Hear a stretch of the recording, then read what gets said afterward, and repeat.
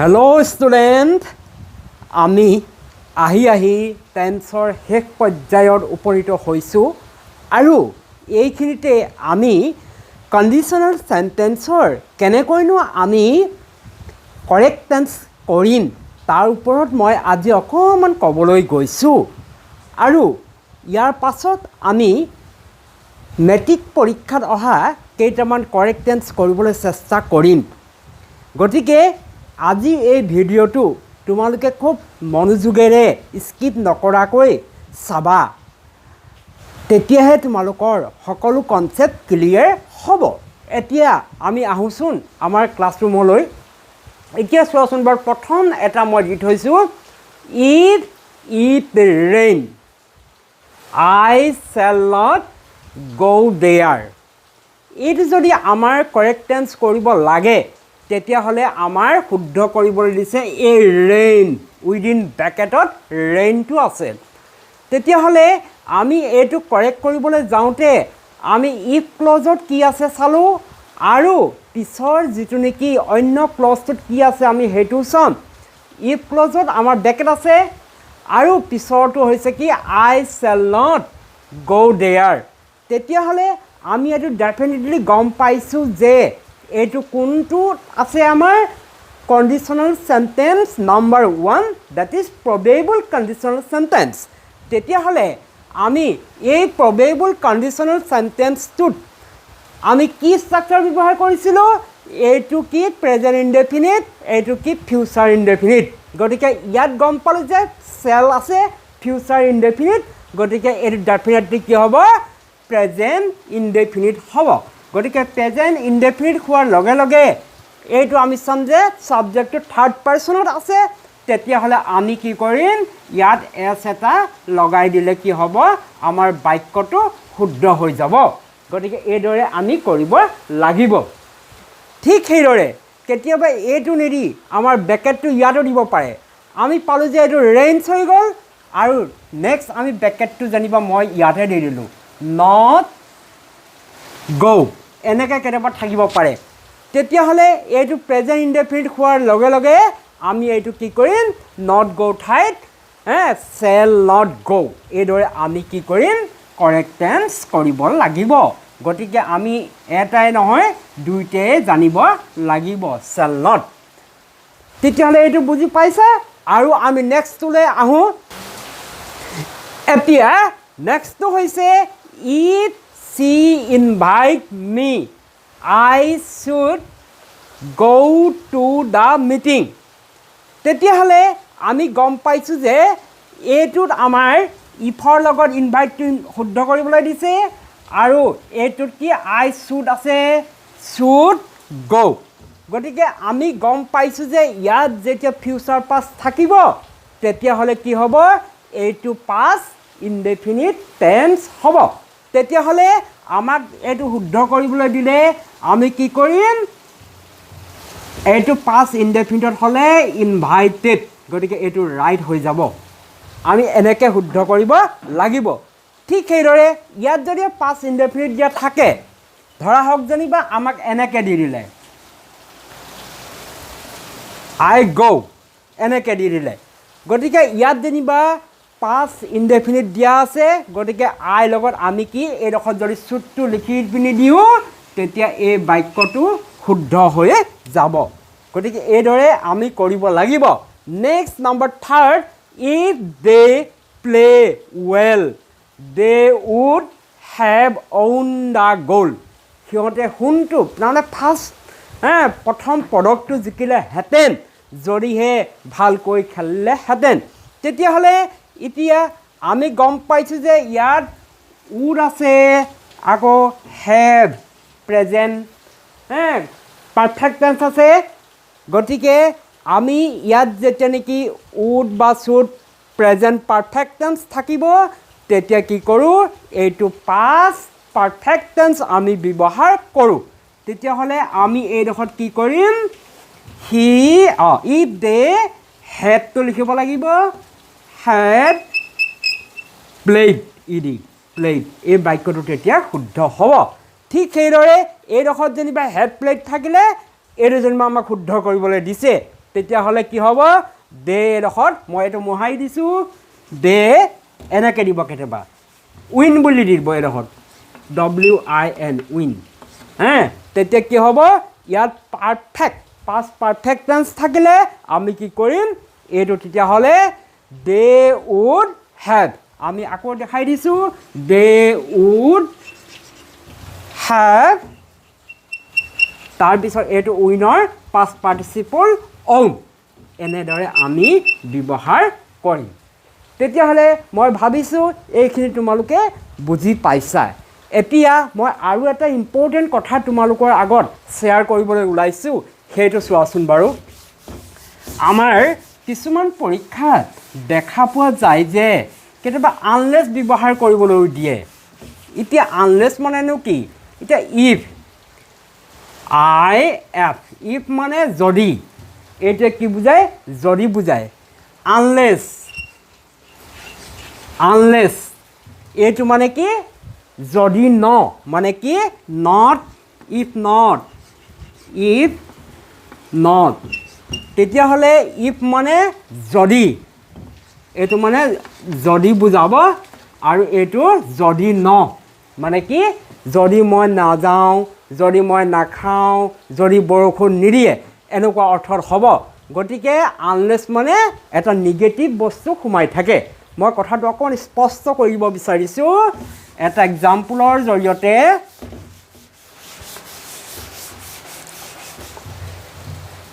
if he does not read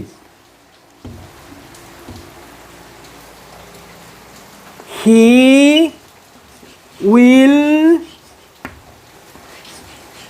fail এতিয়া আমি গম পাইছোঁ যে if he doesn't read যদি তেওঁ ভালকৈ নপঢ়ে he will fail এই বাক্যটো হৈছে তাৰমানে কি সি ফেইল কৰিব এই বাক্যটোত আমাক যদি কয় ইউজ আনলেছ আমি এই বাক্যটো আনলেছৰ সহায়ত যদি লিখিবলগীয়া হয় unless he reads comma he will fail তেতিয়াহ'লে এই বাক্যৰ যিটো অৰ্থ আৰু এই বাক্যৰ অৰ্থটো সৈতে একেই if he does not read যদি সি নপঢ়ে he will fail unless he reads যদি সি নপঢ়ে তেতিয়াহ'লে আনলেছৰ মানে হৈছে কি যদি ন এই যদি নটো ইফ ডাজ নটটো মানে আনলেছ গতিকে আমি এতিয়া এটা কথা স্পষ্ট হ'লোঁ যে যেতিয়া নেকি আমাৰ আনলেছ থাকিব তাত এটা নিগেটিভ পইণ্ট সোমাই থাকে এই নটটো ইয়াত সোমাই থাকে আনলেছত এই কথাটো তোমালোকে মনত ৰাখিবা এতিয়া আমি দুটামান আৰু কাৰেক্ট টেন্স কৰিবলৈ ওলাইছোঁ যিকেইটা নেকি আমাৰ মেট্ৰিক পৰীক্ষাত আহিছে এতিয়া আমি প্ৰথম দিবলৈ গৈছোঁ কেইটামান কাৰেক্ট টেন্স এতিয়া আমি HSLC মেট্ৰিক পৰীক্ষাত অহা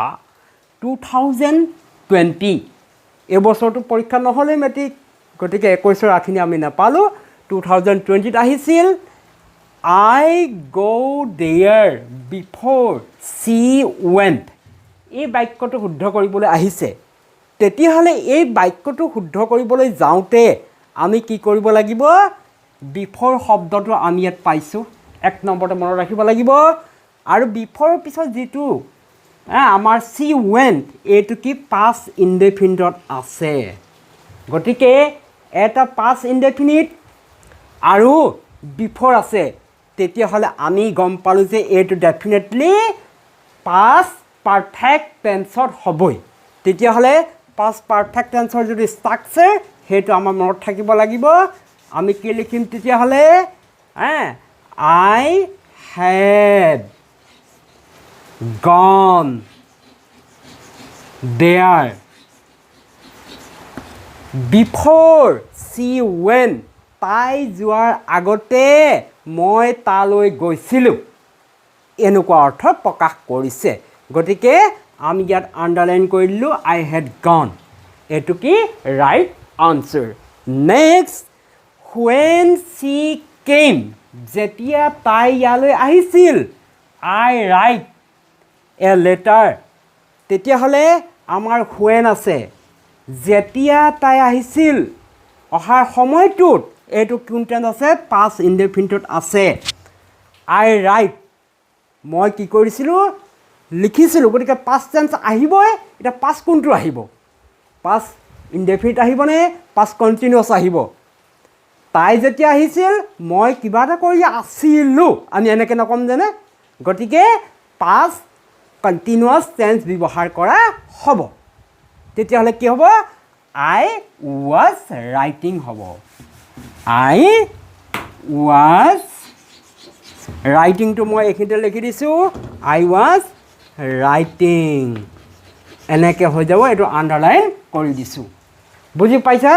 তাৰপিছত আমাৰ 19 চনত কেইটামান আহিছিলে 2019ত এইটো চাওঁচোন আমি কি আহিছিলে 1 নম্বৰটো ৰ'বা মই লিখি আছোঁ 1 নম্বৰটো চোৱা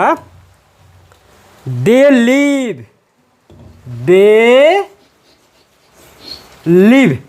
উইদিন ব্ৰেকেট লিভ ইন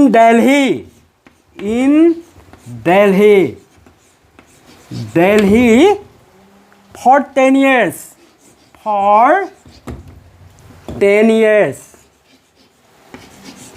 এতিয়া এই বাক্যটো আমি যদি চাওঁ very simple De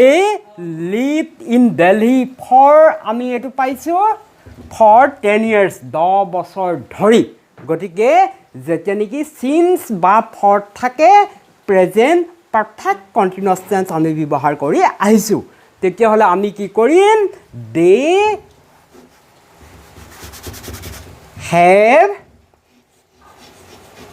have been living in Delhi এইটো ৰাইট আনচাৰ হ'ব গতিকে সিহঁতে দিল্লীত 10 বছৰ ধৰি বাস কৰি আছে নেক্সট নম্বৰ বিটো এতিয়া চোৱা তোমালোকে ভালকৈ মন দিবা হি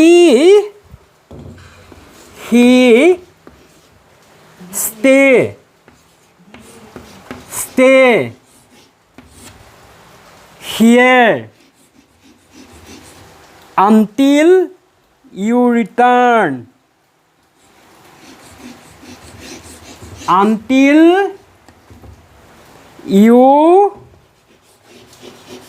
return এতিয়া he stay here until you return আমি পাইছিলোঁ এইটো প্ৰেজেণ্ট টেন্স পাইছোঁ প্ৰেজেণ্ট ইনডেফিনিট আৰু টিল আনটিল এজ চুন এজ হুৱেন এইবোৰৰ জৰিয়তে যদি এটা প্ৰেজেণ্ট ইনডেফিনিট কাৰ লগত জইন হয় বুলি কৈছিলোঁ ফিউচাৰ টেন্সৰ লগত তেতিয়াহ'লে আমি চিম্পুল ফিউচাৰত কি কৰিম হি উইল ইয়াত মাত্ৰ উইল এটা লগাই দিলে হৈ গ'ল he will stay here until you return গতিকে এইটো ৰাইট আনচাৰ হ'ব নেক্সট আমি এতিয়া নেক্সটটো 2018লৈ গুচি যাওঁ 18ৰ এটা কৰিম 18ত আহিছিলে আমাৰ কি আহিছিলে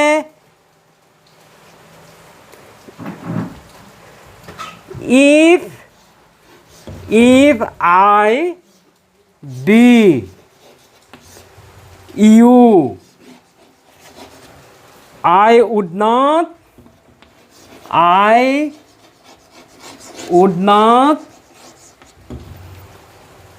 have called him again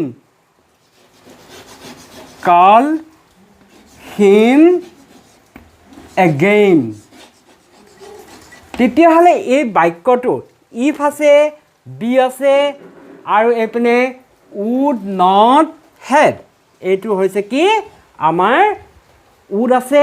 present perfect আছে তেতিয়াহ'লে এইটো কি পাষ্ট পাৰফেক্টলৈ গুচি যাব তেতিয়াহ'লে আমি লিখিম এইডোখৰত if I had been you এনেকৈ আমি লিখিব লাগিব তেতিয়া কি হ'ব এইটো শুদ্ধ হ'ব তাৰপিছত আৰু এটা আমি লৈছোঁ 18 চনতে অহা সেইটো হৈছে এনেধৰণৰ আছিল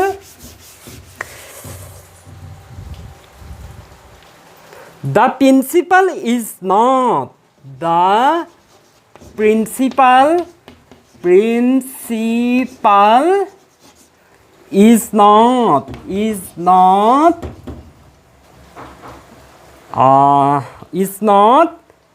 in his room অৰ্থাৎ প্ৰিন্সিপালজন তেওঁৰ ৰুমত নাই he full stop he go out এতিয়া এই বাক্যটোত প্ৰিন্সিপালজন তেওঁৰ ৰুমত নাই the principal is not in his ৰুমত নাই হি go out তেতিয়াহ'লে প্ৰিন্সিপালজন যদি ৰুমত নাই তেতিয়াহ'লে তেওঁ ওলাই গৈছে কোনো এটা কাৰ্য এইমাত্ৰ ঘটিছে সেই কাৰ্যটোৰ ক্ষেত্ৰত আমি প্ৰেজেণ্ট পাৰফেক্ট টেন্স ব্যৱহাৰ কৰি আহিছিলোঁ গতিকে দ্য প্ৰিন্সিপাল কি লিখিম তেতিয়াহ'লে আমি has gone out the principal has gone out এইটো আমাৰ কি ৰাইট আনচাৰ হ'ব তাৰপিছত আমি অন্য এটালৈ যাওঁ 17 চনৰ এটালৈ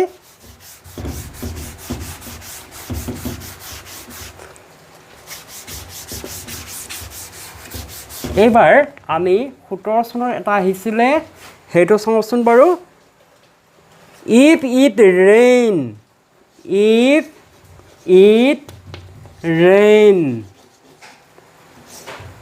rain we shall not go out এইটো খুবেই চিম্পল এইটো shall not আছে গতিকে ইয়াত আমি কি কৰিম rains ব্যৱহাৰ কৰিম if it rains তেতিয়াহ'লে আমাৰ শুদ্ধ উত্তৰটো ইয়াত এছ এটা আমি লিখি দিলে শুদ্ধ উত্তৰ হ'ব নেক্সট আহিছিলে we know each other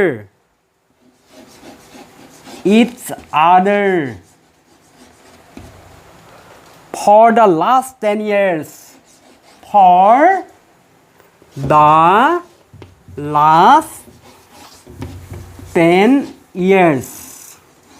এতিয়া এইটো ব্ৰেকেটত আছে 9 এতিয়া আমি 10 বছৰ ধৰি ইজনে সিজনক চিনি পাওঁ এতিয়া আমাৰ ধৰি থাকিলে কি কৰোঁ আমি প্ৰেজেণ্ট পাৰফেক্ট কণ্টিনিউয়াছ ব্যৱহাৰ কৰোঁ কিন্তু ন ভাৰ্বটো আমাৰ চেন্সৰ লগত জড়িত গতিকে তেনে ক্ষেত্ৰত আমি প্ৰেজেণ্ট পাৰফেক্ট কণ্টিনিউয়াছ টেন্স ব্যৱহাৰ কৰাৰ পৰিৱৰ্তে প্ৰেজেণ্ট পাৰফেক্ট টেন্সে ব্যৱহাৰ কৰিম য'ত নেকি কি হ'ব উই হেভ ন'ন তেতিয়াহ'লে আমি কি লিখিম উই হেভ ন'ন আমি ইয়াত ব্যৱহাৰ কৰিম তেতিয়া বাক্যটো আমাৰ শুদ্ধ হ'ব তাৰপিছত আহিলোঁ আমি 16 চনৰ এটা চাওঁ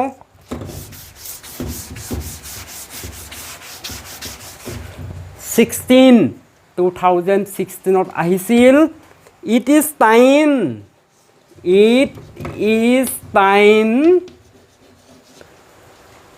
we go to bed আমি বিচনালৈ যোৱা সময় হ'ল তোমালোকক কৈছিলোঁ it is timeৰ পিছত আমাৰ কি টেন্স হয় সদায় past indefinite tense হয় গতিকে it is time we went তেতিয়া শুদ্ধ উত্তৰটো কি হ'ব went to bed এইটো হ'ব আমাৰ শুদ্ধ উত্তৰ ঠিক সেইদৰে আৰু এটা আছে সেইটো আমি চাওঁচোন বাৰু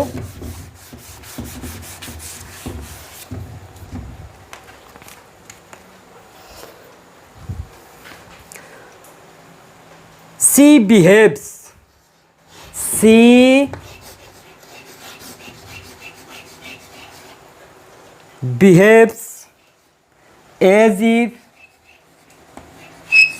as if she know everything